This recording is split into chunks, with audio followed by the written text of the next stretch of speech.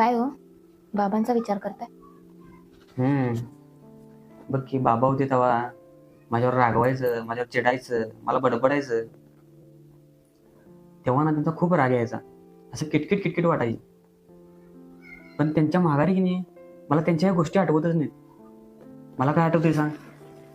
बाबा माझ्याजवळ यायचे, असं बसायचे. बाळ, का उरत बसलायस रे? तुला काय टेन्शन आहे? तुला काय खायला पाहिजे? तुला काय पैसे पाहिजेत काय? असं विचारायचे. पण बाबा ज्यावेळी जिवंत होते ना, त्यावेळी मला चांगल्या ह्या गोष्टी त्यांच्या दिसल्याच नाहीत. अहो, असंच असतं. जोपर्यंत माणूस आहे ना, तोपर्यंत त्याच्या वाईट गोष्टी दिसतात, पण तो गेल्यावरती त्याच्या सगळ्या चांगल्याच गोष्टी आठवतात.